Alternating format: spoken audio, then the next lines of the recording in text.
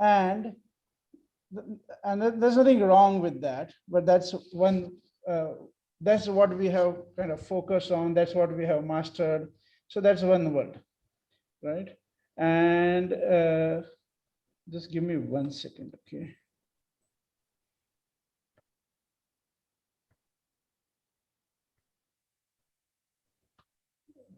Sorry, let me see.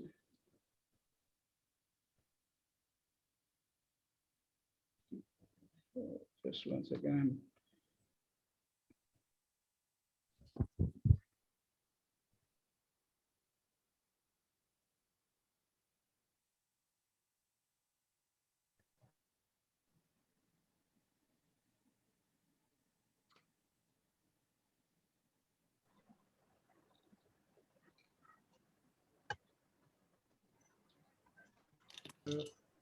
Sorry. Okay, so yeah. So what we have been focused on is all, if you look at all our learning, it's all around learning from the past, reflecting from the whatever. So you have theories, you have models or things that happened, and we reflect on them. And that's the framework of learning that we have been exposed to. And all of us are quite good at that. But the other framework, which is new, is how do you learn from the future as it emerges? Now, this is very important. If you look at as a leader, when we look at our job is not to just know the past and give information or wisdom from the past. That's not going to be enough. What's going to be required and what is being required is to lead our organizations, our teams into futures which don't look like the past. So if your reference point is just the past, it's not enough. You're going to be in trouble. So you need to have a new competency of sensing the future as it emerges. And this competency of sensing the future as it emerges and then being able to create your future in sync with this emerging future is going to be the deciding factor of whether you are going to provide some real leadership or you're going to be just doing management. Okay. So the one big shift is developing the competency of sensing the emerging future. And it's not only you, of course, you will have to also train your whole team and the organization to be able to sense the future. And it will begin with knowing that normally we are not looking at that. We're not trained for that. Right? We're trained for reflecting on the past. We're trained from understanding based on what we already know. So one of my favorite questions has been, how do you know that you are listening? So let's engage in this for a couple of minutes, if you don't mind. How do you know that you're listening? I'm not asking you whether you're listening or not, right? I'm asking you, how do you know that you're listening? As in, how do we know that we are listening, or how do we know that? Yeah. We, like, how do you know that you are listening?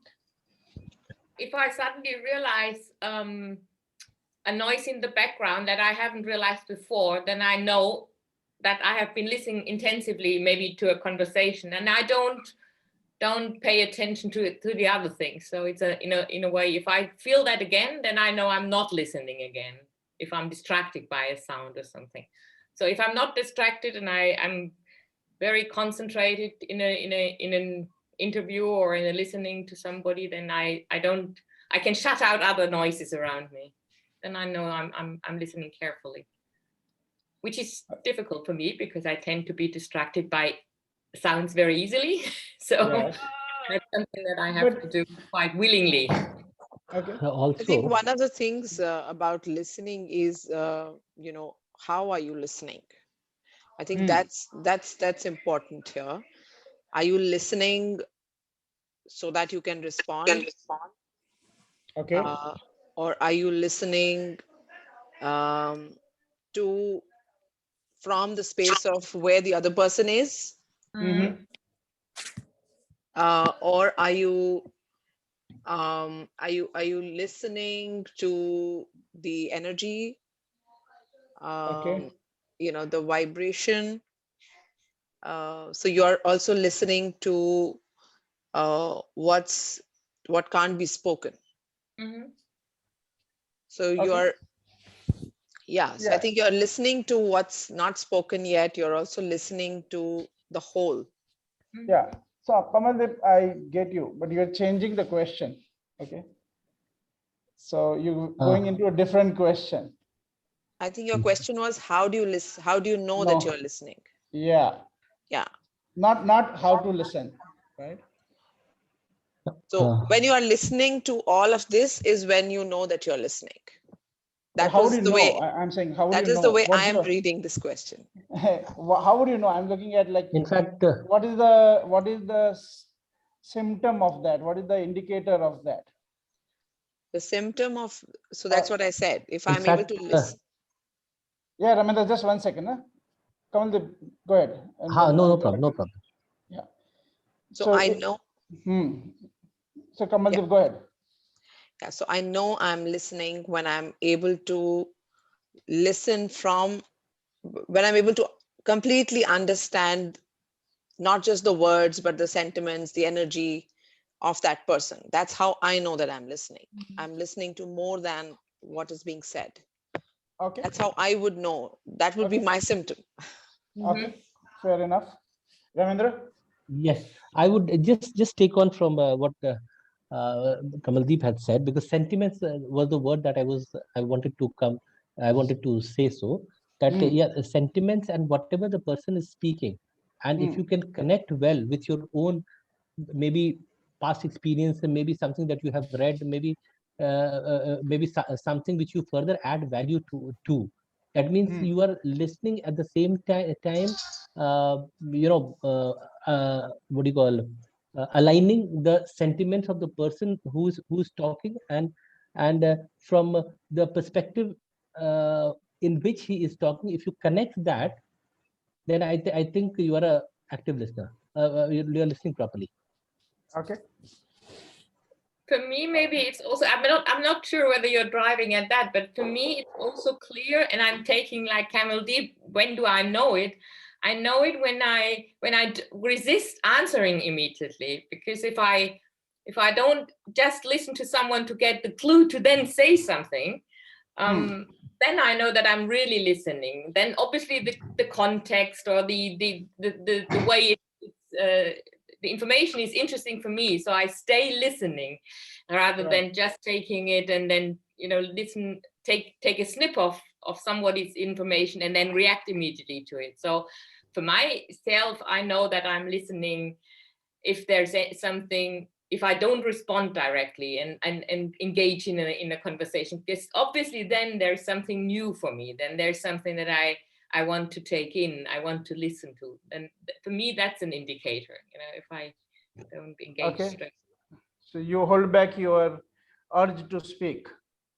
And I don't even have to do this actively, but I would find myself doing it. And then I'm a lively person. I tend to sort of go to and fro and think openly and think with my mouth. So the moment I don't do this anymore, I'm really in a listening mode. Right. Okay. Let's just welcome our colleagues. Siddhalinga, welcome. And Joseph, welcome. Peji and Weng, welcome. And if you can put your videos on, that would be great. So I was thinking of, I'm thinking that there's a quality of openness and attention. And for me, listening involves, well, using theory U, an open mind, an open heart, and open will. Although this is just my sensing of it, that I know I'm listening when there's nothing on my mind or my heart, or nothing I need to do, but just that I'm here, and I'm paying attention to you. That's when I feel like I'm really fully listening. Okay. Right. I got you. Okay. So In the world of theory, I'm just trying to share the screen with you. So if you let me know if you can see the screen. Not yet. Yeah. Not, Yes. okay, good. Yeah. So what we say is that mostly what we call listening is like the level one, if you can see from the left, it's like downloading, there's habitual listening. And it is where we think we are listening, but what we are actually doing is we are just projecting our opinions and judgment. Okay. Tutup aja, tutup mas. Nanti kalau ada orang menyelinap khawatirnya. Wait a minute, I'll have to mute somebody. Okay. Okay, sorry. Give me a second. I'll have one of my colleagues be able to manage the system if required.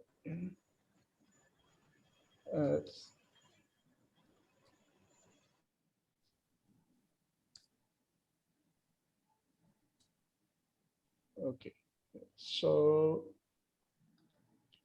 cool.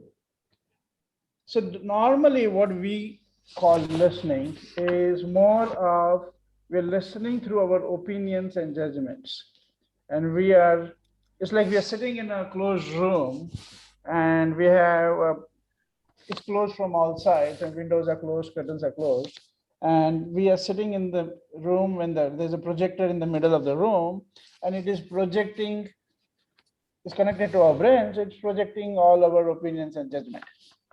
So mostly that's what is happening when we are listening. We call it listening, habitual listening. We call it listening like as downloading. Yeah. And it sounds like listening because we are listening and we don't realize that we are listening to ourselves, our own opinions and judgments. And mostly when we say we are understanding or not understanding, it's all connected with, does it match our opinion and judgment? So what happens when we listen like that is we just reconfirm the same opinion and judgment that we had. So one way to look at, after a conversation with somebody or in a group or in a meeting, if you come out of that group or if you come out of the conversation with the same opinions and judgments that you had, right, if you come out with the same opinions that you had before, then you should question whether you're listening or not. That could be a good indicator. Right? And there are many other symptoms of that. But so most of the time, right, what we look at listening is the habitual listening. Then there's a level 2, which we call as factual listening.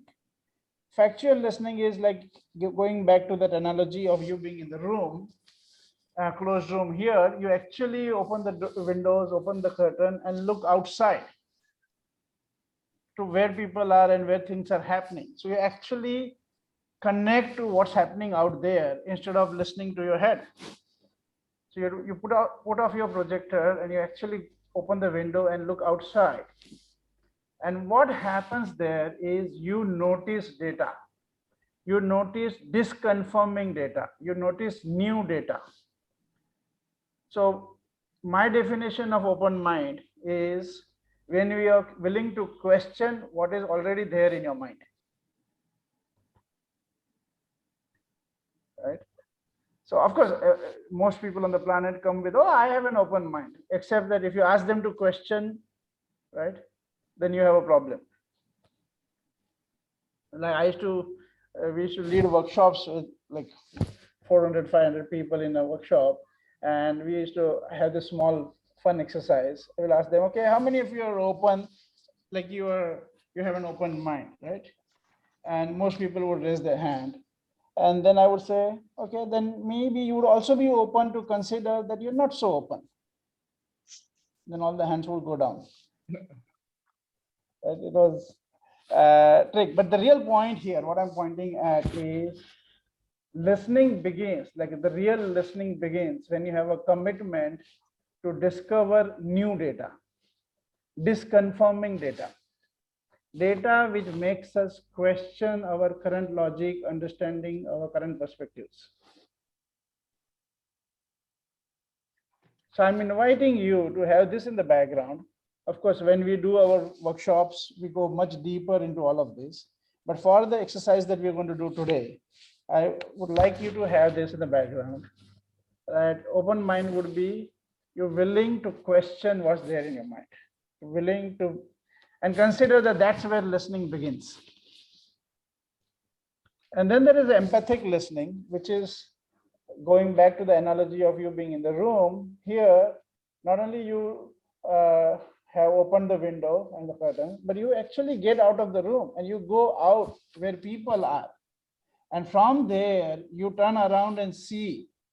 It's like as if you are in the same, in two places at the same time, right? You turn around and see from outside, look in, and looking inside from their eyes. You're seeing things from their eyes.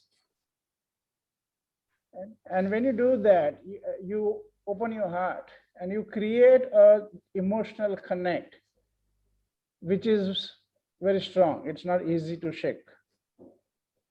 So empathic listening, while a lot of the whole world talks about it, right?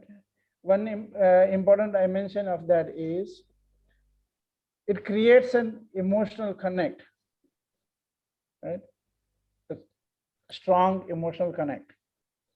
And you are seeing things from others' eyes. And then there is the generative listening, which is what we call as open will, where you let go of what you know and how you have done things in the past. And you allow a new future to emerge. You're connecting with the emerging future possibility, not what you already know or how things have always been, or not your formulas of success from the past, but like really sensing the future as it emerges and connecting to the highest future possibility for yourself and for others and for whatever you are up to in the conversation. Okay, any questions on this so far? And by the way, don't look at it as a negation of whatever you already know about listening, but look at it, take it on like another dimension to think from. So let me stop sharing and let's see if you have any questions or comments, anybody.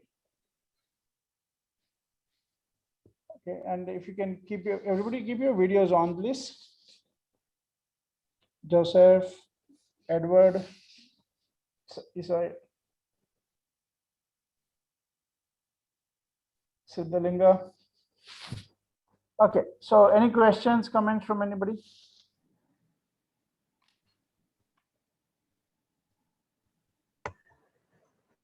Yeah, Raquel. I'm just wondering, well, I do a mindfulness practice. What I notice is before, what would be helpful is for me to be present to the other person, is for me to be present to myself first. Like before I can let go of my thoughts or like challenge it, I need to acknowledge that these are just my thoughts, because there's a tendency to associate my thoughts as the reality that is there. So it's it's a bit it feels like the Matrix, like kind of like that. So because like my tendency is I always question. I mean, and I'm saying this because it helps. Because I'm really a questionnaire, so I always question myself. But sometimes people get uncomfortable because like, why are you questioning? Like, and so I think what helps me is just to acknowledge that okay, we have different thoughts. What is it telling us? So it's more of that kind of shift, at least for that's what has worked for me. Yeah, that's it. Yeah, if I were to say it slightly differently, is how does our downloading look? How does our voice of opinion and judgment look? It looks like reality. It looks and feels like reality. We don't realize, oh, it's an opinion about record. No, no, no. For us, it's like, oh, this is how it is. It occurs to us as reality. And whenever things occur to us as reality, we don't question it. So another way to look at open mind is to be able to question, willing and committed to question our so-called reality. If you're not questioning your reality, then you're missing the opportunity here. Yes, Bridget. I always think of, because I don't know whether it was Raquel, but someone said this mindfulness and open-mindedness and this is a little bit of a trend now, but from a business point of view, it's also a risk management. Mindfulness is in a way risk management. If we look at the emerging future, no one individually knows what is the right way to go into the future. But if we sort of go away from our own reality, which was fair enough in the past and it worked for us, but if we let others come in, and this is what I see the purpose of mindfulness, it's not the benevolent moral thing to do. It's a very sensible thing to do. If you walk into a future no one of us knows. Yes. And so if we are sensing this emerging future, having more minds to sense with that is a straightforward business thinking risk management tool. So, and it really works. So and then we don't have all this, and don't take me wrong here, I'm not arguing against the moral. I hear you, I hear you. It's like it's a very sensible business behavior. Yeah. Completely. And I think that makes it easier. I mean, for us women, obviously sensing is also not a problem. But for at least I would say my Western male business partners, they sometimes find this is not the business thing to do, to sense and you be sensible about it. We tend to say business is in your head. So they have a difficulty sometimes. So I say, no, it's nothing to do with being emotional, female, sensing, morally better than anyone else. On the contrary, it's a very sensible way of doing if you don't know where you're walking. Get some people who have maybe a little bit of that idea, a snap of that experience, and throw it together in a sheer risk management, in a way of reducing the risk of everyone going wrong. You know? Yeah. Okay. Cool. Yeah. Again, if I were to kind of put it slightly differently, is sensing the future as it is emerging is the necessity for every leader, not like an optional high-level competency or an abstract competency, but it's like a necessity. Right? If you want to survive, of course, survival is optional, but if you want to survive and flourish, then it's a necessity, right? Otherwise, in my word, then you're not. Otherwise, you're not providing any leadership. You might be doing some management, but you're not providing any leadership, right? Okay. So what we are going to do is we are now keeping with this background. We are going to jump in this tool, and as some of you know, this tool is called Case Clinic. Okay, and we are going to jump into this. And what I would like you to do is share what are the leadership challenges that you're dealing with right now. And then we will explain the whole tool and how it works and how we are going to actually practice it.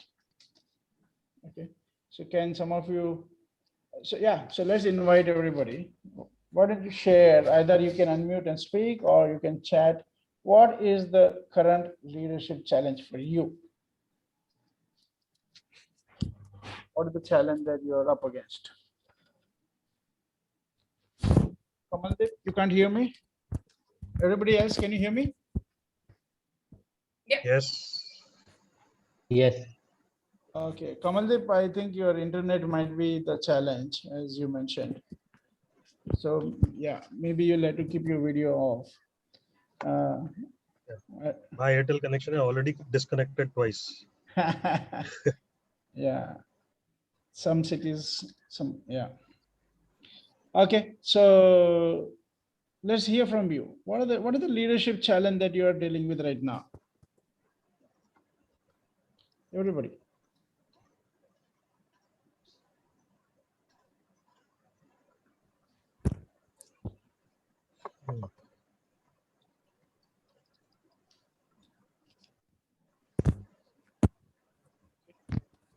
That's interesting. So my leadership challenge is going to be to hear your leadership challenge now.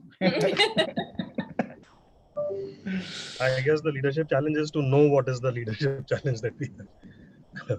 Yeah, but go for it. Don't worry. We will help you articulate it if required. Don't worry. Nankishore? Yeah. So the current challenge is post-COVID. I am in HR. I hope you are aware of Right. that. Yeah, yeah. I'm in HR. The market is opened up now. So post-COVID. And so when there is a potential threat of attrition, and because of a lot of electronic companies coming in and around Bangalore, so I need to keep my people motivated and engage them and retain them, my talent. Right. So that is the challenge which I'm facing now. Perfect. And did you already have some people working out, or you're just preparing in advance? No, I think trend started showing. So, Okay. I did my own survey, Right. and you know the mood of the people. So I'm trying to see how to mitigate that risk, which potential big risk. Yes, I understand. Thank you very much for sharing. Yeah, Ramendra. In fact, I'll tell you. Just taking what. No, don't go there. Just look at. Sir has said. No, what I'm trying to tell you is this: the trend post-COVID was a sort of anticipated. Things will open up and people start moving around. People during COVID, the challenges that the management or senior management face, and who could not really put empathy into place and work towards people are the people, or are the managers going to face challenge now? I'm not disputing anybody's thought here. So No. I understand, but we don't want to go there right now. This is a very special tool that we want to experience. Okay?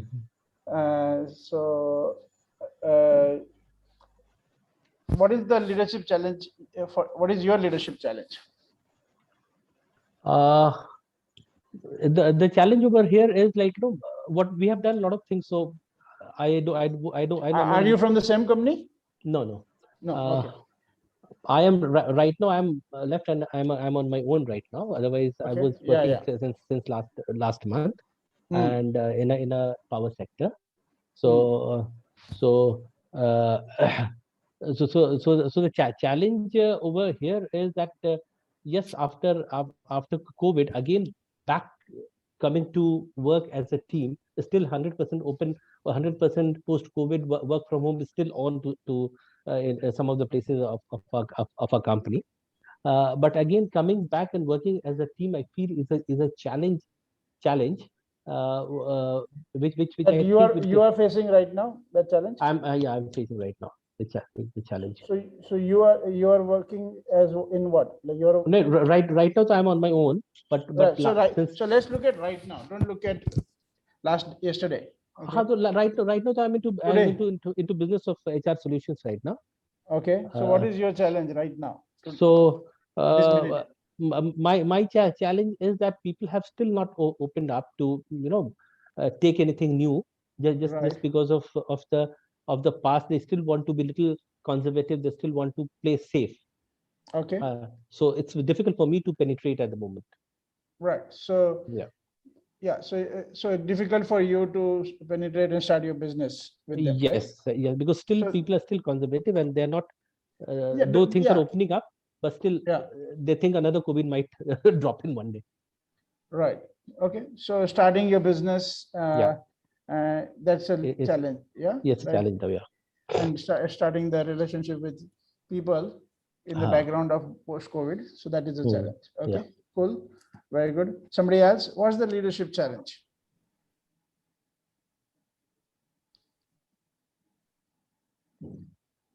As I wrote in the chat, for me, it's really that there is this difference of the lack of the standard way of working, and there are all different means and different technologies, and we are using new technology every day. And it's nice in the sense of trying it out, But in terms of business effectiveness, it drives me crazy, because I feel that whatever I work, and if I'm working in projects with somebody, it's really, it comes to the end. How do you celebrate success? Because someone takes the telephone, and you always say it's nice that you do it, but at the end of the day, you see it's less effective than in the past. I mean, but then the past was straightforward. We all had our standards. We had the standard technology, and it worked. And now we are in a time where a lot of your daily time, or my daily time, is setting up, getting people, getting in, getting out, dialing in. I get paper from insurances. They have an online platform you are supposed to be using, and then they still send you some of their work in paper. So this in between, this not the one system and not the other system, creates to me a challenge, in the sense of what do you appreciate?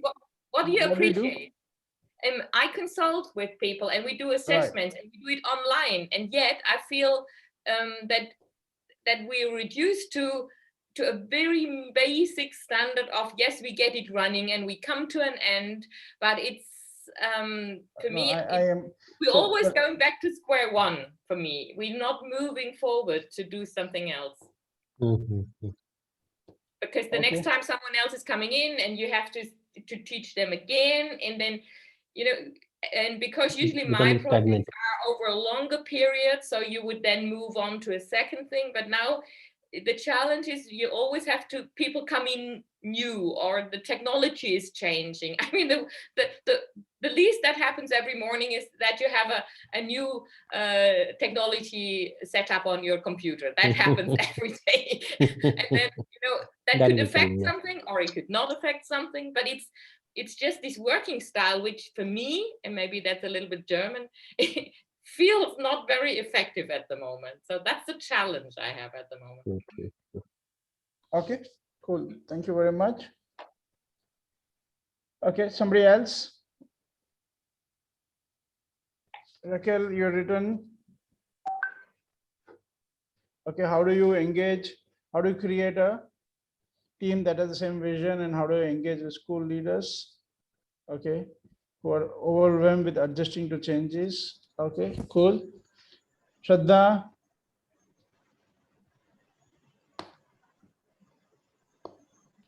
You can't hear you.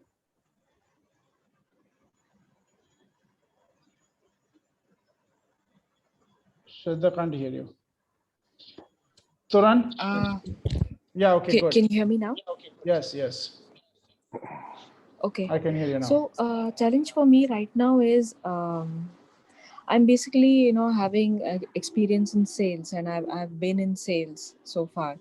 But from the last few months, my profile has changed to more of sales and business development, and multiple things.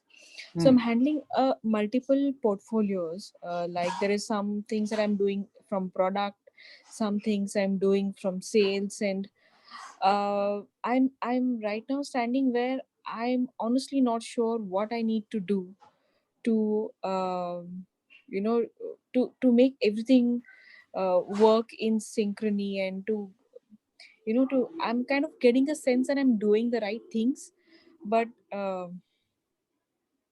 something that I can pull things together to see some results. That is what is my challenge currently. Okay, very good. Thank you very much. Turan? Yeah. So one is, I would second Ramen. Since in the current situation, it has become very difficult to connect with people. Okay. In your regular this thing, you would be visiting people, meeting them. There would be some discussions happening. Things would come out of that meeting. But now, since your physical meetings are not happening, okay, it's become more difficult to connect with people, and therefore, kind of expand your business or things. So whatever existing people are there, it is there, but new business is absolutely zero. And the second thing, the challenge that I would say is managing self in terms of that, you had a routine which you were going through, and you were habitual of working in a particular manner, and suddenly that routine has come to zero, and every day it's a new routine. Yeah, So, and exactly. there are so many. So since you're working and now you're working from home, or there are so many distractions, or there are so many. There are a lot of times you're not able to manage what you plan to do, but you're not able to do that. Okay, got that. Fine. Okay, cool. So now what we're going to do is, okay, Neeraj, welcome. Yes, hi. Thank you. Thank you very much, Manoj. Welcome. Okay, Yes. so now And what I'm going Manoj, if I had to say in my the leadership challenge. words, Yes. I would repeat exactly what Tarun has said. So the first thing is connect with people. Second thing is managing self. So Okay. That's so true. Yes, that's it. Okay, very good, great. Thank you very much. So now what we're going to do is we'll first introduce you the tool, and then we'll actually practice that tool. Okay, so I have a first-hand experience of using this tool. Okay, so this tool is called Case Clinic. Okay, like a clinic is a word that you normally use with doctors, but here we're going to use it for our leadership challenge. All right. Now, in this Case Clinic is normally used in a team of 5 people. Right? Ideal number is 5, and you can have anybody in this. But the relationship with the people is important. The relationship is of peers. So even though offline you may have different relationship, when you're doing this tool, when you're using this tool and doing this exercise, you got to create a relationship of being peer. Nobody acts senior, nobody acts junior.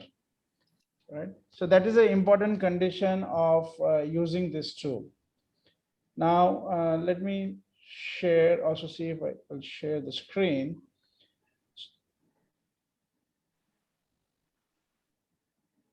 Okay. And so in this tool, you will have, okay, so what is this tool? So it's a powerful tool that you can use for leadership coaching. And as Birgit was referring to earlier, here, this is a tool for tapping the intelligence of the heart. Mostly we have been programmed to tap the intelligence of the head, right? And the moment we see a problem or we hear a problem, our head goes into finding solutions, right? That's the way head is programmed. But we are looking at how do you tap the team? Firstly, the intelligence of the team, but not the intelligence of the team in terms of their brain, their head, but actually their sensing skills. Remember, we talked about that you need to develop a new competency of sensing the emerging future. So we are going to learn how to tap the intelligence of the heart in this tool. Now, heart has a different language than head. Head has the language of logic. Head has a language of 1 + 1 is 2 and solving things and that direction. Heart speaks in a different language. It speaks in the language of feeling or emotion or images, metaphors. So what you're going to practice in this tool is a new paradigm of problem solving, which is called deep listening and sensing. You might be surprised that by just practicing deep listening and sensing, you will create new paradigms of performance and a world which you would not have access otherwise. But one thing is, in this tool, when you're practicing in this exercise, you don't give any solutions, you don't give any advice. Okay, if anybody gives a solution or advice, you have to pay 1 lakh rupees to the person. Okay, the person who is giving the advice has to pay 1 lakh rupees. Okay, to the person. So any kind of advice, any kind of thinking of solution is banned. Okay, so you have to really develop a new competency here. So there are 3 roles in this exercise, and this exercise normally takes around 70 minutes. While we will do it in a compact version today, but we are also telling you how you could do it later on. Right? So this exercise will have 3 roles. One will be the case giver. One leader will share their leadership challenge. Okay, and then the other people will play the role of a coach, but a coach who cannot give advice. Okay, and then one of the coaches will also have to manage time. Today I will be managing the time in this tool, but later on when you're actually practicing in your life, you will one of the team members will have the responsibility of managing the time. Now, what is the role of the coach? Sorry, role of the case giver. Right? This is the most important person. This is the person who's sharing the case, right? So here the person shares their personal aspiration and leadership challenge. That is current. It has to be a current challenge, not yesterday's challenge. It's current challenge, and it is concrete. It's a real challenge. It's not abstract, and it is important. And a challenge in which you are a key player. So don't share a challenge of Narendra Modi or Trump or anybody else, right? Share your challenge, right, where you are a key player, and where if you gain some new insight, it could make a big difference, right? And as you share your challenge, include your personal learning threshold. What do we mean by threshold? What do you need to let go of? Like you're stuck to some point of view, you're stuck to something, right? And you need to let go of that. And what do you need to learn? So the case giver gets around 10 minutes in today, and normally up to 15 minutes to present their case, present their leadership challenge. And I will tell you very soon how to present the leadership challenge. Okay, and each one of you can prepare for that. But we will have one case practice today. Coaches, everybody else plays the role of a coach. What is your job? The most simple and the most difficult job on the planet. Listen, right? Just listen deeply.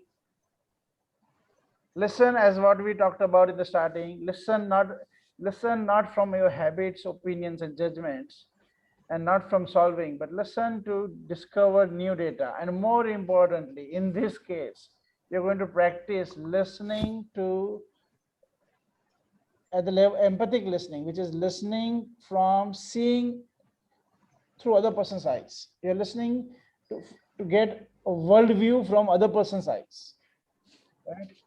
You're listening this deeply to the case giver, and you are listening in the language of the heart, which means you're noticing the images that come up for you, the metaphors that come up for you, the feelings that come up for you, the gestures that come up for you as you listen to the case giver.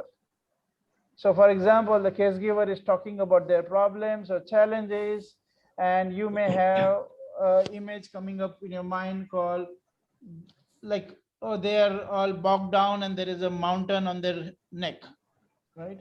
Or they are pushing against something. It will be a gesture that will come if you listen for that, right?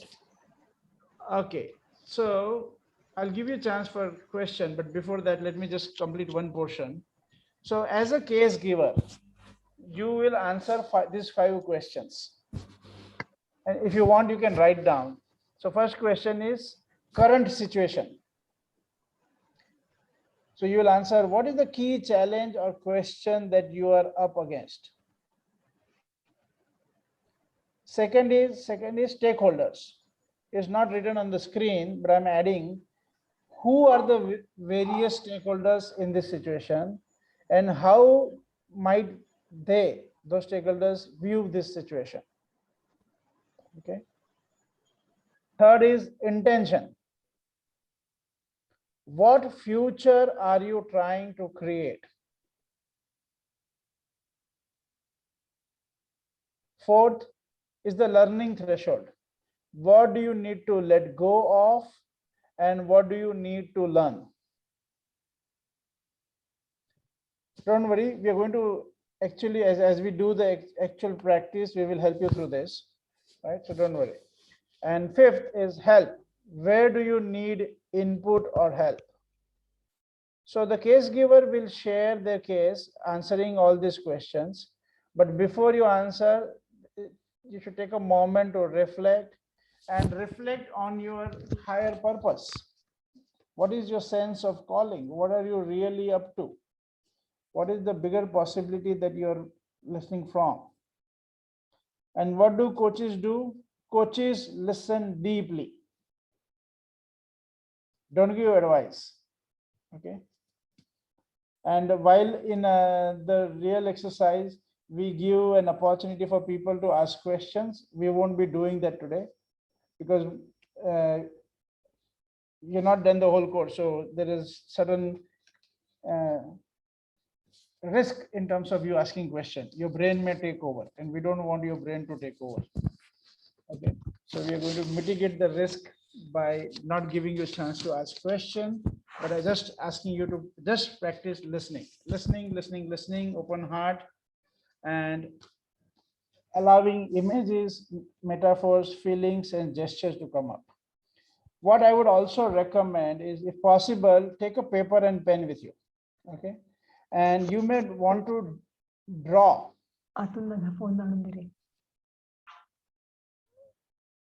So if as people are speaking, as the case giver is speaking, if you see some image, you can draw, and it can be a rough sketch, right? I am a horrible person, like I'm horrible at art, but still you can just draw, like you can draw a straw man instead of actual this thing, right? It's just to capture the essence of the image, metaphor, feeling that comes up for you. Okay, so if you have a paper and pen, you can do that. Okay, so now before we start the exercise, any questions so far? Kalindi, welcome. Thank you, Manoj. Sorry, I was late. No problem. We are about to start one of our powerful tools. So I'm sure you will enjoy that. Okay, any questions for anybody? Is it clear, not clear? Yeah. Okay, clear. Clear. Nandkishore? Yes, sir, clear. Clear, okay. Great. Joseph, Edward, if you, and Shraddha, if you can put your video on, that would be good. Neeraj, if you can put your video on, that would be good. Okay, so now we need a volunteer. Okay, so we need a volunteer who will be a case giver, like who would want to get some new insight into the case. So who would like to be the case giver? Who would like some new insights?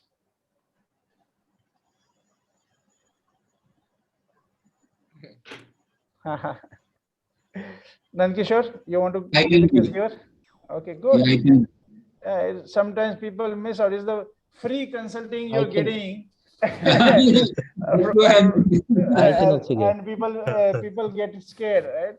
But I can also give. Okay, great. So, but right now let's start with Nandkishore, and then we'll do the one exercise. Okay, and we won't have the time to do second one, but you should make notes, and then if you have any questions, you can ask, and you can then practice it in your life with people. Okay, and it's quite easy once you understand it. So Nandkishore, thank you very much for volunteering, and you should share your case, right? And I'll put the screen on again, and you share with those 5 questions, right? Yeah, sure. So 5 questions would be: what is the current situation? What is the problem that you're up against, right? And then who are the stakeholders, and how do they see the situation, right? All of that. So I'm going to put the question again, and as you share, I might nudge and ask some more questions or clarify some points for you. Yeah, is that going to be okay, Nandkishore? Sure, perfect. Okay, now everybody else, your job is the most difficult job. You're going to act like a coach. Okay. And in this exercise, what is the job of the coach? Somebody? Listen. Listen deeply. Deeply. Listen. Yeah, with your heart, right? Not with your brain. Don't give solution. Yeah. Right. So everybody, except Nankishore, of course Nankishore can also do, but everybody, put your hand here. Okay. Put your hand here. Just do it. Yeah. Unplug your brain. Unplug your brain and plug your heart. Really, it will take you some conscious efforts to do that. Okay. So as you keep listening, right, practice doing that, unplugging your head and plugging your heart. Okay. And how do you know that your head is plugged? Is when you are thinking solutions, or when you're trying to say, oh, this is how it could have been handled, or this is what is the problem, or this is the solution, this is the source of the problem. So all your wisdom, if you have any answer coming to your mind, that means your brain is plugged. Okay. We don't want you to have answers. We want you to sense. So your job is what? Your job is to visualize yourself in Nandkishore's shoes and actually experience whatever he is experiencing. As he's saying, you try to experience whatever he's experiencing and capture any images, feelings, metaphors that will come up. Okay. Is that clear for everybody? Thank you very much. So Nandkishore, I'm going to put the screen on to help you share the leadership challenge. Yeah. Okay. You can see those questions? Yes.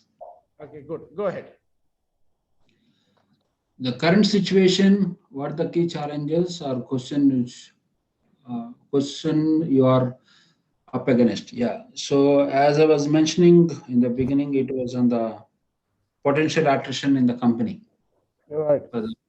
So especially we have two categories of the people. One is engineers and another is operators. So operators, I don't see any challenge. So, but in the engineers level, I'm foreseeing some big challenge. The reason being is, as I said, the market is opened up and back to normal days for post-COVID. Pre-COVID level, it is coming up slowly. And last year, we maintained the salaries, but we have not given the increments to the people. We have not increased the salaries.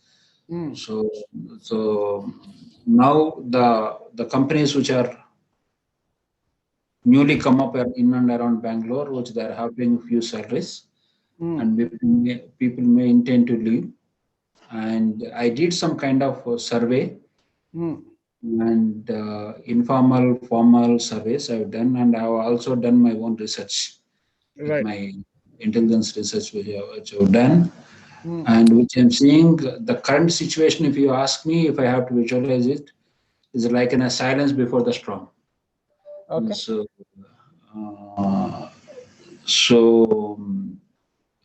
that is where is my worry. So how do I? So we have a typical problem in this company. Typical way of, not problem. I mean, it's a typical way of doing the appraisals in this company. Okay. So we do anniversary appraisals instead of annual appraisals. Yeah. If I joined in January, he will get his salary hike in January. If people who join in June, he will get in June.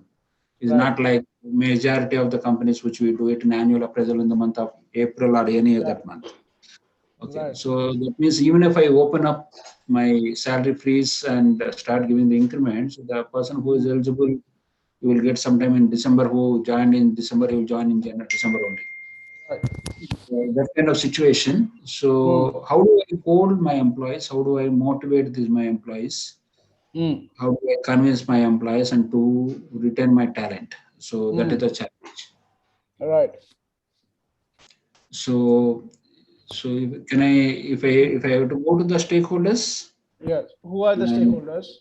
The stakeholders is basically the business managers and being the HR and of course the employees. These are three major stakeholders. And all the business leaders and the business lines will get impacted if there is an attrition.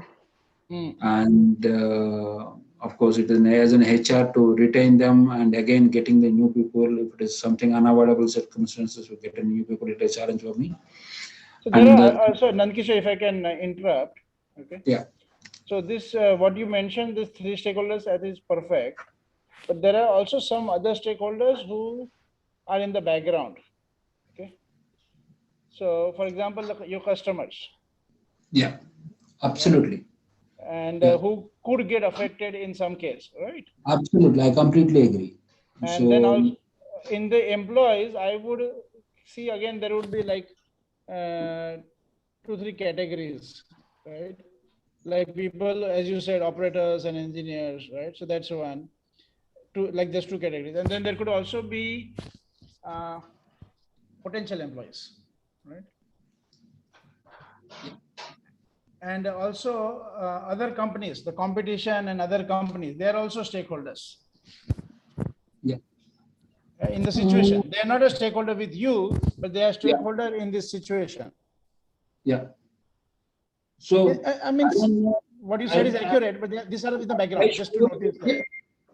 I'm not sure about other companies and how it is being a stakeholder, but definitely the customers are the stakeholders because we run their processes. Yeah. And if there is any talent is losing, and it will impact them. So definitely they will start questioning us. So what is happening? And the families of the employees and all that. Right? Cool. Go ahead. Go ahead. How do different people see this situation? What do you think?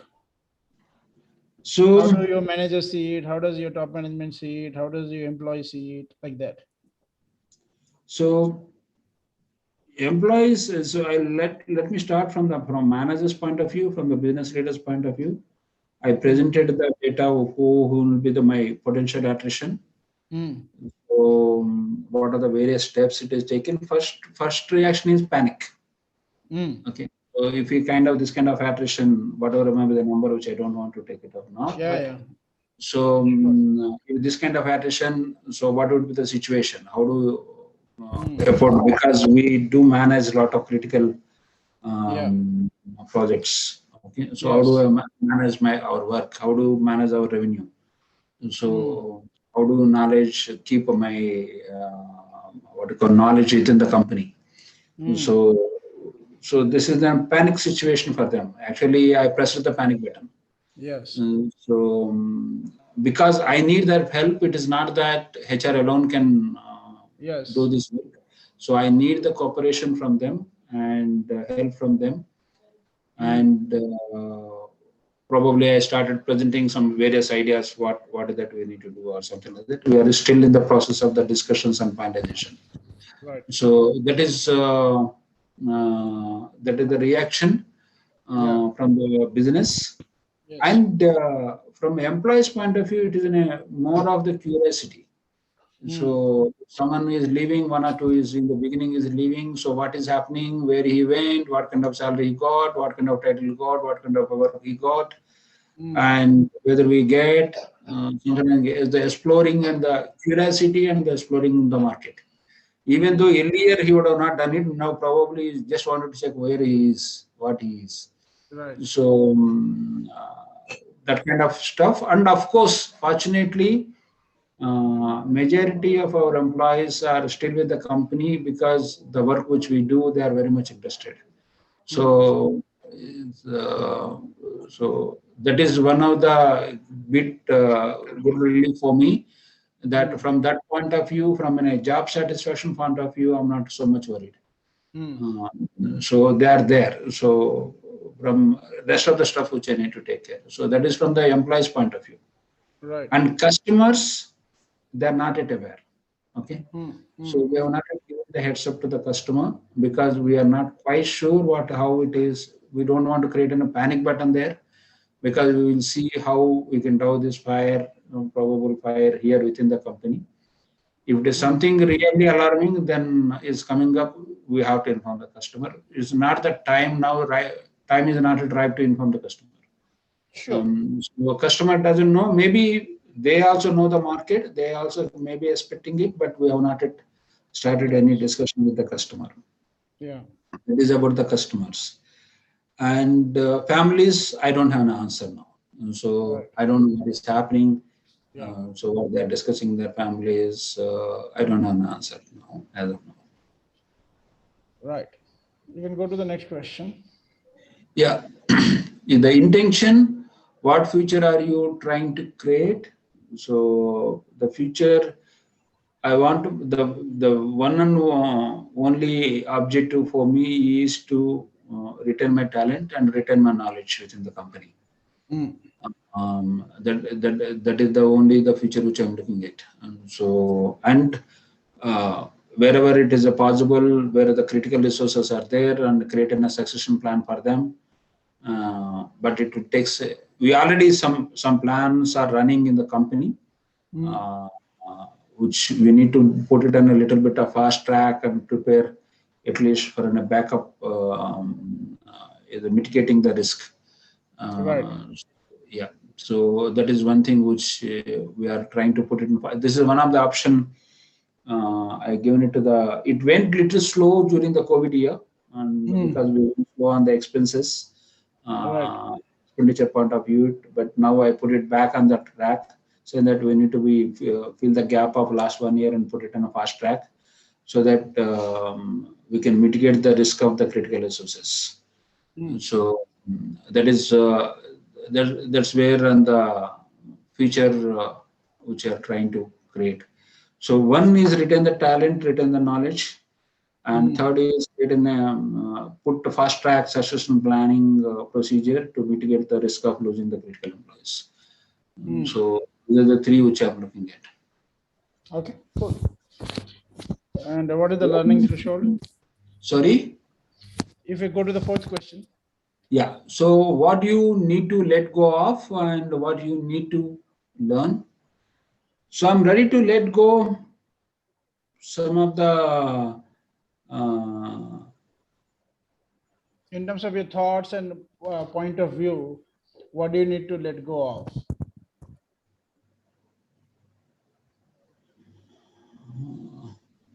I don't know so how to answer this question, but can you help me in this? Yeah, like where are you stuck? Stuck is how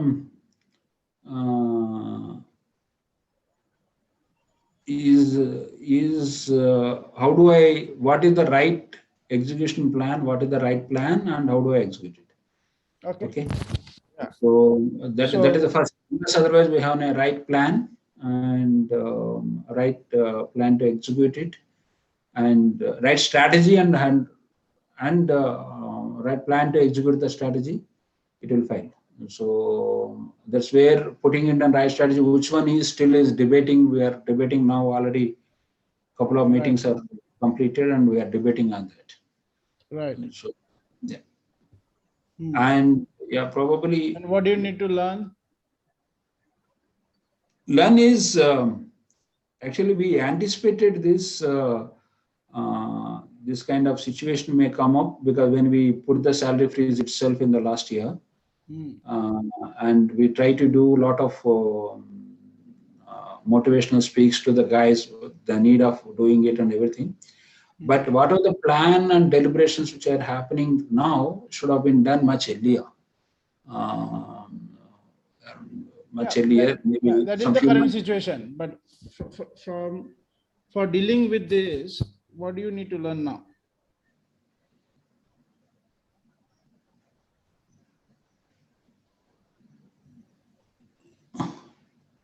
What I need to learn is so probably. So how do I? How quickly I can make a turnaround of the situation, and I can control the situation. Okay. And so before really it is right goes up. Yeah. And where do you need input or help? I need the help from especially the business heads, No, here in this team right now, from the coaches. Okay. In this team, okay. Yeah. Where do you need input or help?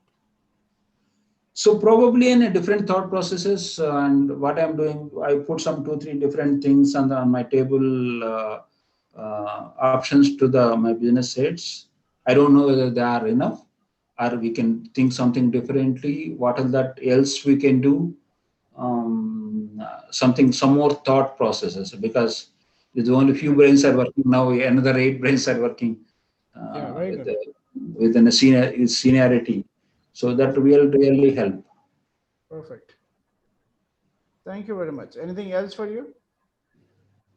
I think that's all. I communicated what is currently going on. Yeah. Perfect. Perfect. No, actually, to be very frank, Manoj, yeah. When I see this subject for the discussion today, my main intent also to joining here is this session. Let me see if I can find out find out a solution or in a way of thinking differently to this current problem. So that is my main intent. The immediately I accepted it the moment I got that. Very good. So we are on track to supporting you, right? Yeah. Let's hope so. Okay. So now all of us, everybody, we will practice 3 minutes of stillness. Okay, including Nandkishore, all of us, everybody. And our job is to listen to your heart. So each one, listen to your heart. Connect with your heart what you're hearing, not your brain. Connect with your heart, right? And allow the images, metaphors, feelings to come up. As I said earlier, if you want to draw something, you can draw, right? And if you want to close your eyes and sense, you can do that. Whatever you want to do, but like 3 minutes of complete stillness, okay? And if you are comfortable with closing your eyes, we recommend you closing your eyes, okay? So listen to your heart.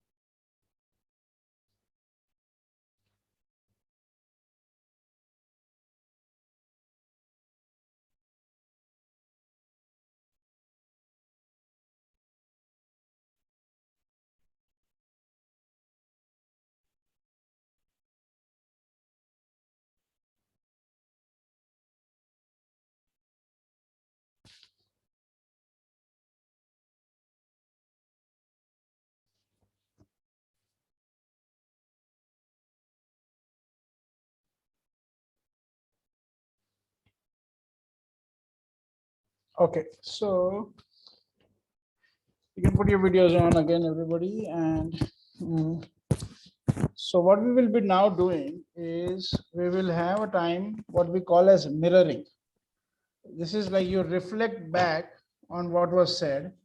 So we'll now share, as coaches, we will share what images, metaphor, feelings came up. Now remember, right now, Nandkishore has shared with us the challenge. So the images, metaphors, feelings are connected with the experience of the challenge. Don't go ahead to finding solutions or possibilities and all that. Right now, stay in this moment. Okay. So I'll start, and Aljor and everybody, you can should jump in. So a couple of images, Nandkishore, that came up for me. Right. First was like a fortress.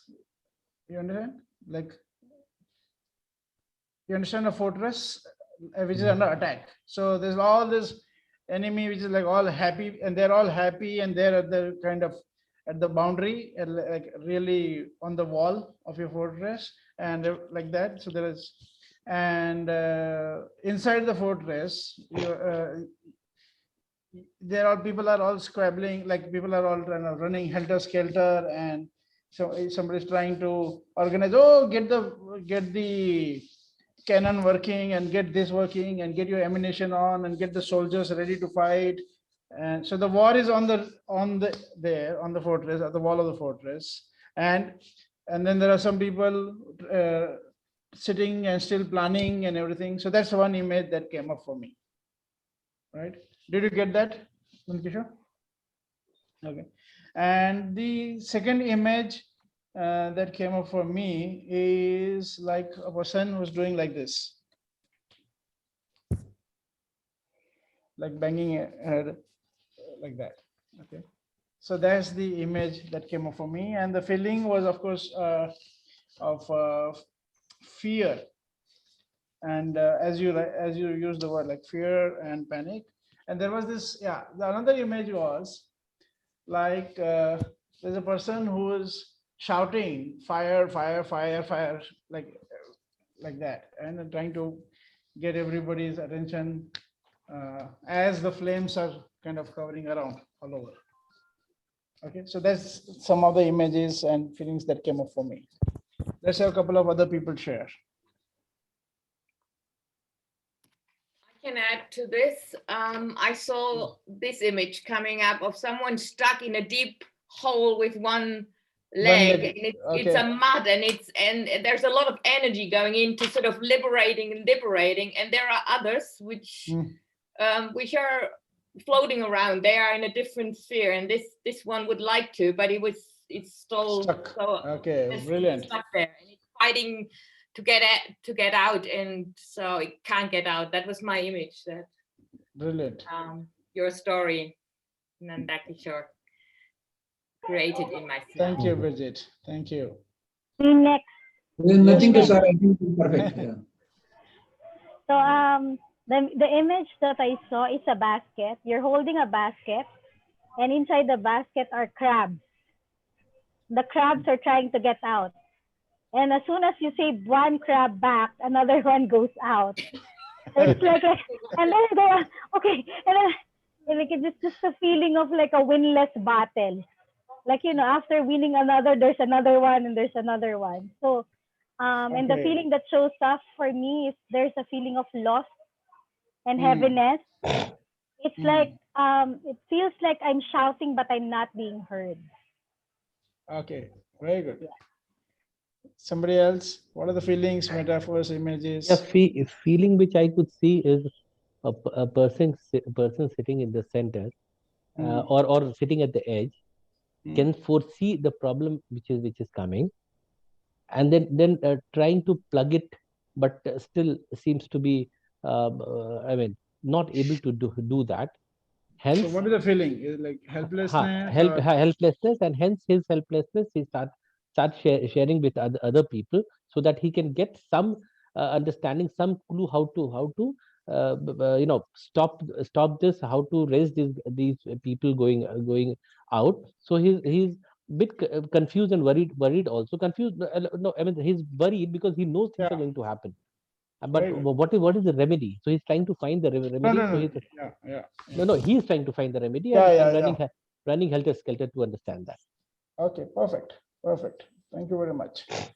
Okay, one more person. I'm not sure if my yeah, please continue. No, it's okay because I'm not sure if my image is, I don't know, because it was hard for me to understand parts of what what was. Okay, tell me and then we'll see. Yeah. Okay. So what I actually saw was you know how when there's a fire, like you burn wood and there's lots of ashes. But at the darkness of the ashes, it's so gray, but there's a flicker of light and there's the fire. And like there's a tendency that we look at the ashes falling down. But what really was, I really felt the warmth of the Don't go. heat. Yeah. Then you're don't go there. Don't go there. Yeah. I don't know why, but it might be just me. That's why. Yeah. So because we are all addicted to find solutions. You don't want to stay with the problem. Okay. Okay. Manoj, for me, it was like someone is trying to cross the road. Lot of traffic every time, there is an opportunity to cross, but it is missed, that kind of a thing. So helplessness, anxiety as to when will I cross the road. Right. And anger also? Not anger, more of helplessness. Okay. Helplessness, I want to go there, and anxiety as to I can't do it, when will I reach? Right, perfect. Thank you.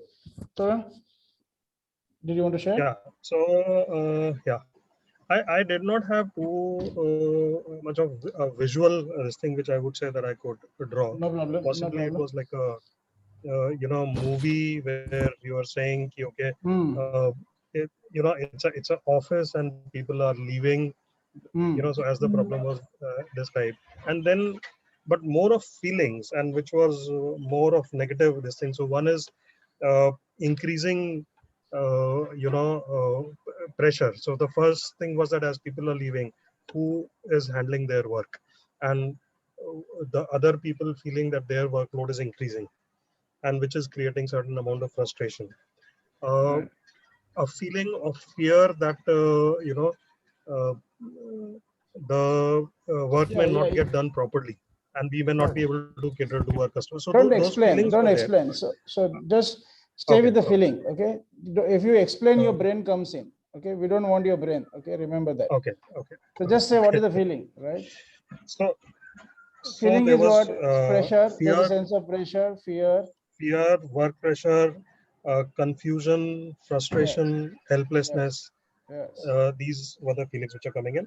I did have some questions coming to my mind. Now that I do not know whether it would be heart or brain or. Yeah, it's brain. Yeah. Okay. Questions are from the brain. Don't worry. Okay. So, but if anybody, like, did you see any character like from a film or from a story? You could feel like you could connect to a character.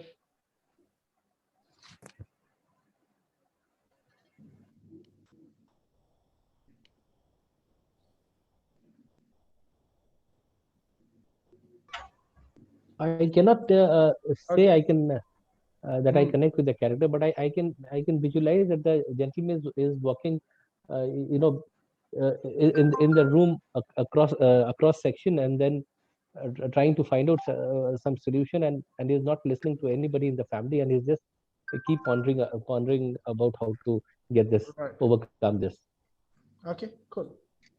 So now let's pause everybody again, and remember to keep listening with your heart, open heart. Okay, and Nandkishore, it's time for you to reflect on what everybody said, and you can share which ones kind of you feel more connected to, or what do you see from what everybody said. So this is the image that got created on their mirror based on what you shared, right? Yeah. So anything you want to say from like which ones you got connected to or something, anything like that?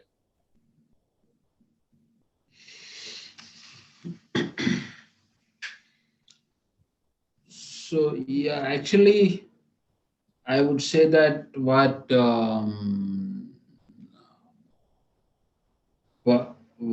way, this is a mix actually, not at Yeah. one or two. So what I felt is, first of all, we put a lot of options. We are deliberating the options. We are not no. From whatever people said, like the images and the metaphors that all of us said, right? Any of that kind of connects to you? Any of that you feel, oh yeah, this is so much so, or so much not so, like that? No, actually, if I say that, if I have to connect it very well, then two things. One is this one where people are trying to get what are the things done and sitting in a planning room and trying to do, and outside people try to grab. That is one situation which I am able to connect it well. And the second one is, sorry, I missed the name. And the crab situation in the basket where they're trying to jump. So that I could, Wang. And so the crab situation, I'm able to visualize that now people see that the opportunity to jump. Right. So, and those two situations, I could get it more nearer to my situation now. Very good. Very good. So now let's look at the next part. So what we are going to do now is,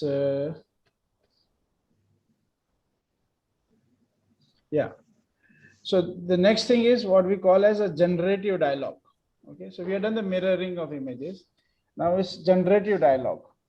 So based on what case giver here, Nankishore shared, right? And so we are now going to get into a generative dialogue and look at how these observations can offer new perspectives on the case giver's situation and journey.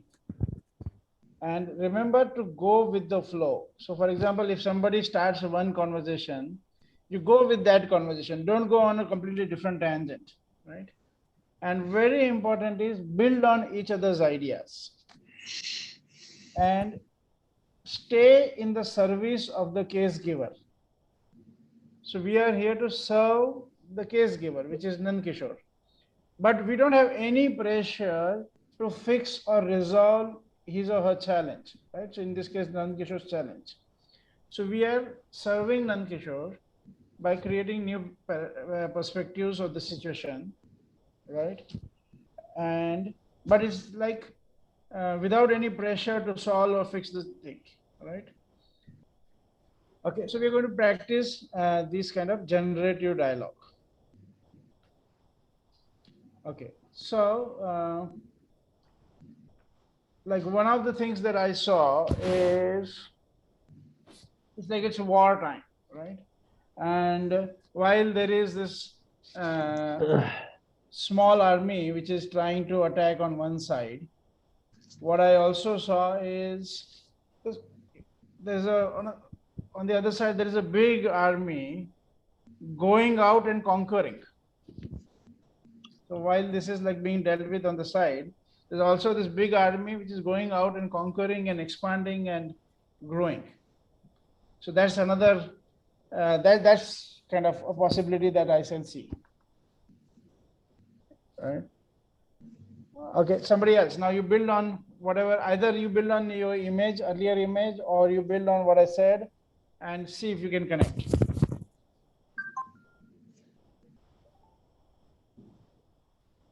Manoj, could you please repeat what you said? What do we have to do? You have to create a new perspective to the situation, right? So you created a situation, for you the first image was he's trying to cross the road and there is high traffic, right? Now, if you want to, if you re-look at that situation from a different perspective, what is the possibility you see there? So either you build from there, or you build from what I said, right? Okay. And you add from there. Yeah.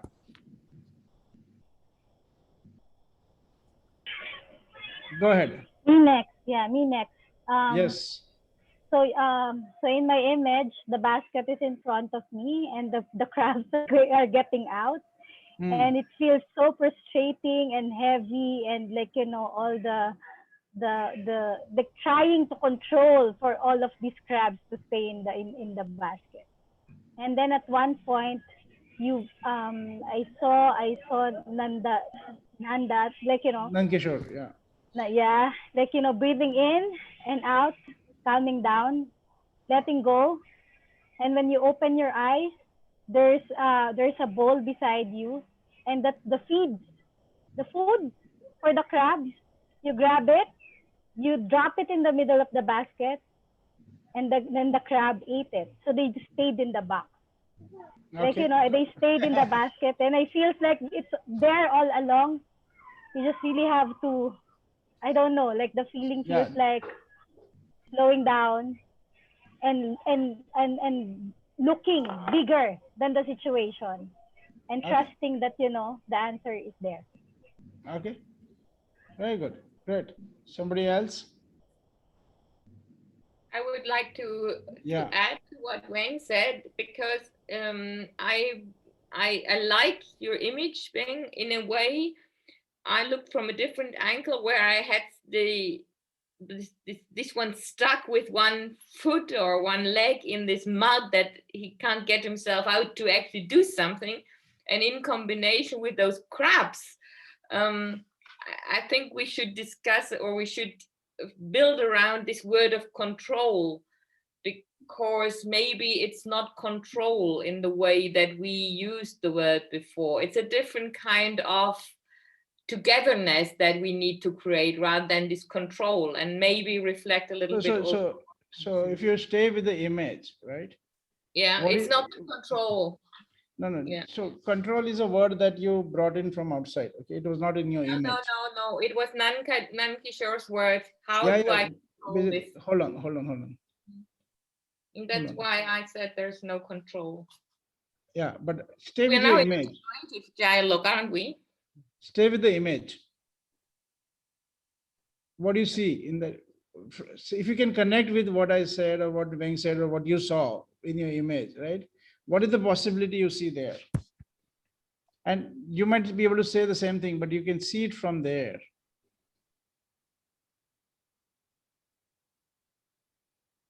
No, sorry, I'm lost, but I hand on to somebody else who may have a different picture. Yeah, like for example, inside of your picture, what I can see is like he's been able to pull his leg off, right? And he's flying with everybody. Yeah. Right. Because there's no need for control. Yeah.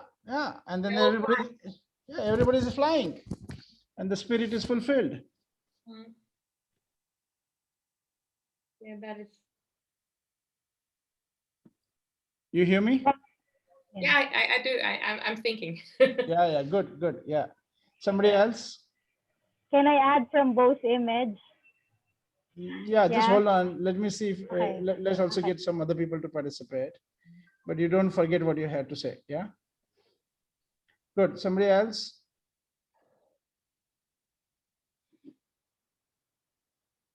See, I'll try.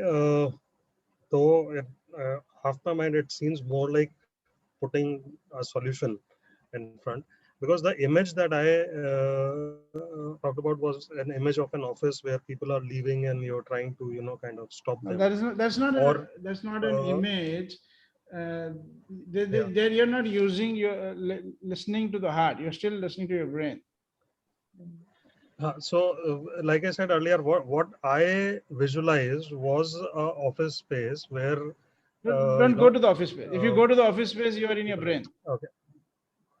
Yeah. So okay. So then I did not have an image. Okay, but then you look at or a visual like that. So now, my image, so build on what I said. Build on what Weng has said. Okay. Build on the image that Bridget shared, or any one of us said. Build on that. Yeah, so I would say that it's closer to what Wang said. Like even in your image, when if people are going to go out, the possibility is that they say, okay, what is it that why are you going out? What is it that you You're are still going to bring to the you're other team? so Turan, you are so programmed to listen for solutions. Okay. Yeah, possible. Yeah, you're still What in the addiction, and it's completely okay. It's completely okay because you have some 50 years of training in that, and in this you only have 5 minutes of training, so I can completely understand. Right, no problem. Yeah, Bridget, you're saying something. I'm trying to build on what you were saying and what Wayne was saying, and then when you had maybe the building on this. So if we find a way to free that person from the mud or the staying back, and they are able to fly, we have a liquidity, and a liquidity that is fine, that is acceptable, that doesn't need control, that is everyone is in this fluid atmosphere. So I think if we have a picture where this poor one goes out, and then they can actually move into march out, and then your picture. So it's not the marching, but even the flying army that's out there, and naturally they bang at each other. They're not going out like in the old days where we have this picture of the army all in one bundle, but they are individually flying around there, and so some of them will come together, others not, and this person that is being sort of grounded before would be one of them. And that's my image for a future, for an emerging future, where they can be united rather than this poor soul trying to get all those balloons back to, or those crabs back to the basket. Yeah. Yes. I'll take it forward from here. Yes, Ramendra.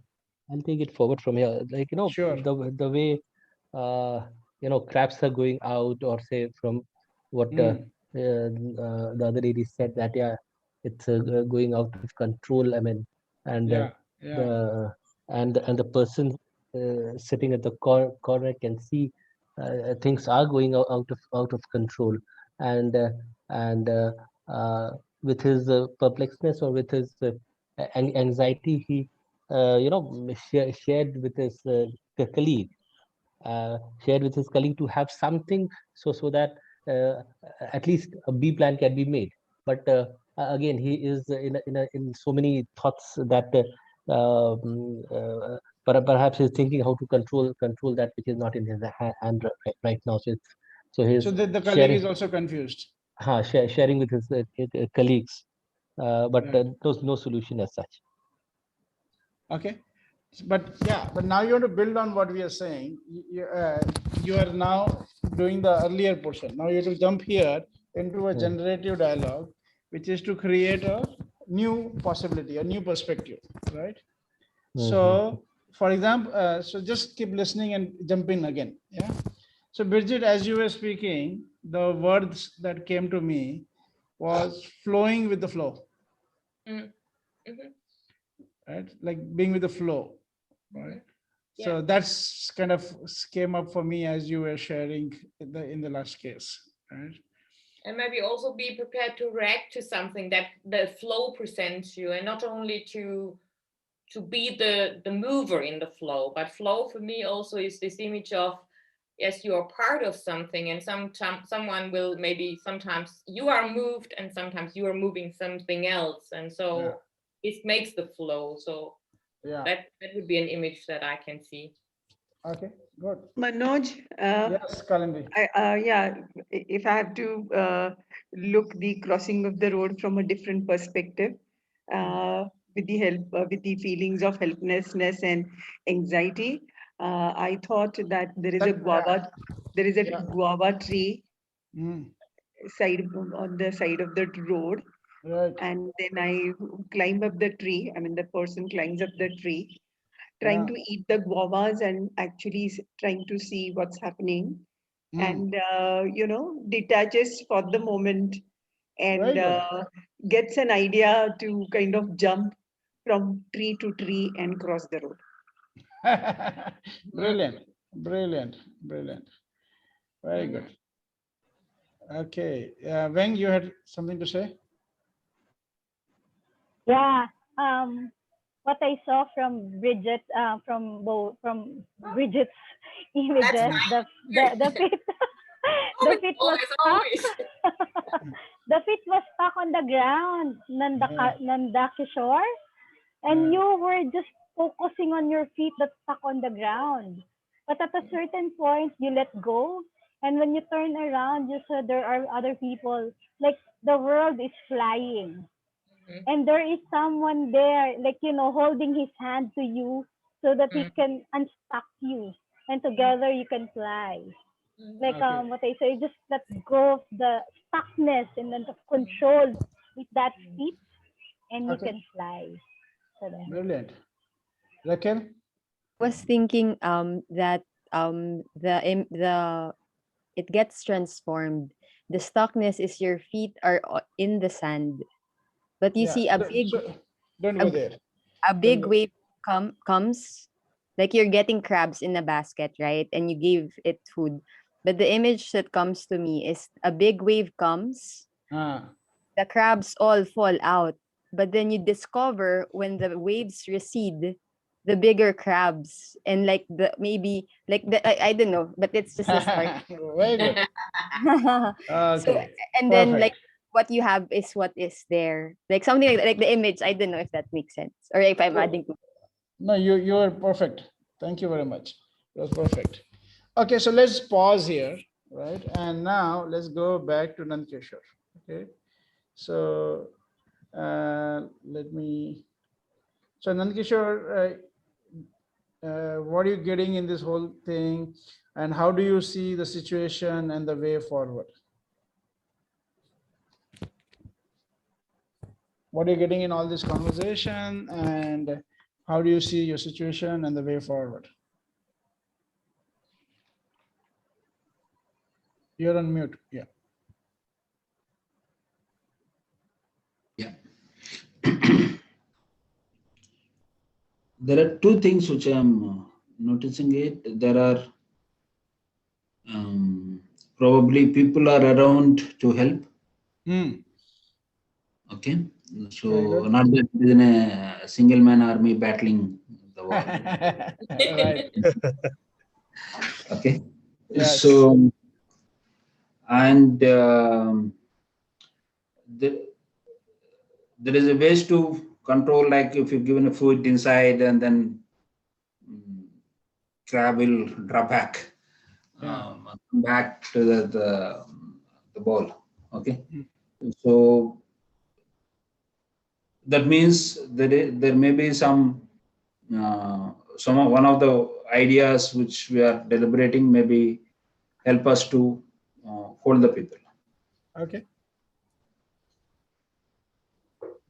And what do you see from other images, like what I said is like there is an army going out and winning territories, and also like what I think Raquel said right now is there is some crabs go, but the big wave comes and you get bigger crabs. But no, that's true, but maybe from a that is a natural cycle.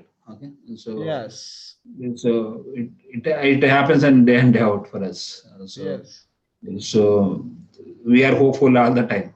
So that's how it happens, and we also try to get that one only. But the current, so finally the end objective is I'm confident I have my army, and so how the people are going the same way I can bring the people also. Another question of that. So it is a matter of time I can bring back within no time. Okay. It is and you could bring back like Raquel said, you can bring the bigger crabs or the better crabs. Yeah, correct. So, but the question is to even the enemy's army. Adjust to the new environment, new culture, it will take some time. Okay, so retaining my current crabs is good for me than the hoping that good crab will come and then letting the current crab go. Yeah. So then I may have input good also. There is a chance of 50-50. There is no guarantee that I will get in again, but at least I need to hold on to my current. Yeah, but maybe that's where the stuckness is coming, Nandkishore. Yeah. So if you, I think, yeah. So maybe if you look at your intention, okay, Nandkishore, you said your intention is to retain the people, right? Maybe Yes. maybe if you expand your intention and look at a much bigger intention. Your real intention is not that. That's a intention inside of a current situation. Your real intention is to build a stronger company. I'm just putting in some words in your mouth, okay? And like you're as a HR head, I think you're bigger so there is a smaller intention in this current situation, and then there is a bigger intention and a bigger vision that you have as an HR head, right? Yeah. And if you look from that bigger intention, maybe you actually can see this situation as also an opportunity. Along with the challenge is also an opportunity, right? True. And maybe like that question, what do you need to let go of is, and what Bridget was also pointing at, is this whole trying to control the situation, right? And what you need to let come is flowing with the flow and creating something. And I'm not saying you shouldn't do something to retain some of the people, but as a mindset, right? It's like flowing than being stuck, right? Are you getting what I'm saying? Add to my knowledge is that when you just said the word "there is help outside," I saw a big smile on your face, and you were almost. That for me was the best picture I saw in you at the moment, because this will be the force that you can use for yourself. Even your head is I keep the crabs inside. This is your head.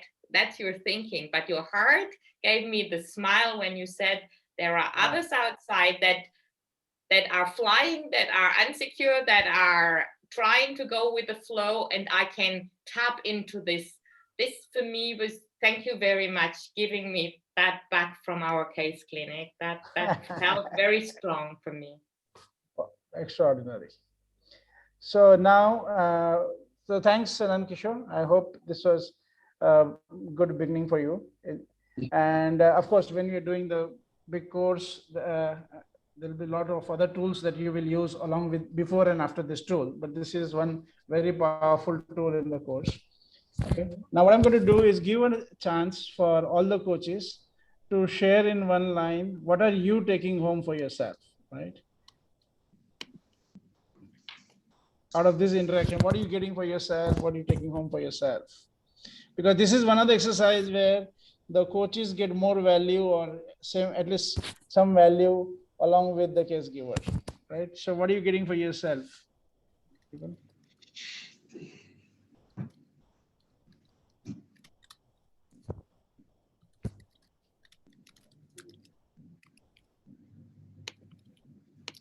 I think I'll say two things. Yeah. One is, a lot of times when we are trying to find a solution to a problem, we are so adept to think in the definition of that problem itself. Right. Okay, but at times if you detach from there, and try to maybe see an analogy or some other situation, and you find a solution. Yeah, or you find a new perspective. And the second thing that I would say is that yes, I mean absolutely a new tool to think. Yes. Very good. Welcome. I think my takeaway would be, don't jump into conclusions because you have seen something in the past like that. Of course, that give you certain clue, or that give you certain things to ideate, but don't jump into the conclusion quickly. I mean, you use your heart and mind, but of course, mind will always look for solution. But look at those challenges as challenges anybody can face, and every challenges have some way out may not be the exact to the similar solution of the past, or may not be exact 2 plus 2 is 4. But look at the situational based, put some situational based analysis, use some Okay, you're going somewhere. somewhere else. Again, Okay. Yeah, you again went back to your brain. Come out. Okay. Remember, So, we unplugged, right? You started well. so look at those things with different perspective by using some more brains or some more hearts. Yes. Practice some more sensing. Okay. Sensing the emerging future instead of getting stuck to the past. As a non-native English speaker, I also find that I need to develop a lot more vocabulary that I did not have in the former times, because when I started, I mean, back in school, but then I used heavily English, business English. And there's a lot of these adjectives, this describing vocabulary that you need in order to talk about your sensing. Yes. It's expanding your vocabulary. And as a non-native speaker, I feel that I look up more new words when I do the sensing now than I did before, because you're expanding yourself, right? Yeah. So that's definitely okay. Good. So firstly, let's thank Nankishore for giving us this opportunity. So Nankishore, thank you very much. It was really good. It's a good conversation. It isn't a free consulting for me. Thank you a lot. And also let's acknowledge all the coaches for learning and a new tool, which is a difficult thing, right, in such a short time. Normally we do train this tool only after you're done at least 1 day or 2 days of workshop, right? But here people are grappling with this tool without the background. So let's acknowledge all the coaches for their generosity in this participation. Thank you very much. We need to wrap up now given the time. So what we have done, I'll send you in the chat, I'll send you the brochure of our next course.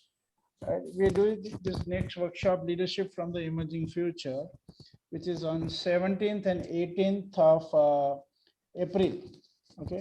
And this workshop is a 2-day workshop where you learn all these various tools of theory, and then it is followed by 6 weeks of coaching. Okay, so the structure is mentioned in the brochure. I request you to download it. And if you would like to participate in our future workshops, you can get in touch with me, and we will support you to participate in that. It would be like a beginning of a new era in your personal and professional life. Okay, so thank you very much, everybody. And I'm going to also write down my number in case you want to reach out to me. And Aljor, if you can do that for people who are connected with Philippines or Thailand, right? So you can also write that down there. Manoj, what Yes, is this tool called? This is called Case Clinic. Case Clinic. Yes. Okay. This is part of Theory. Okay. Okay, so thank you very much, everybody. Thank you. Thank you. Thank you very much. Bye. Thank you, Manoj. Really, really good. Bye. Good night. Thank you, Manoj. Thank you all. Thank you. And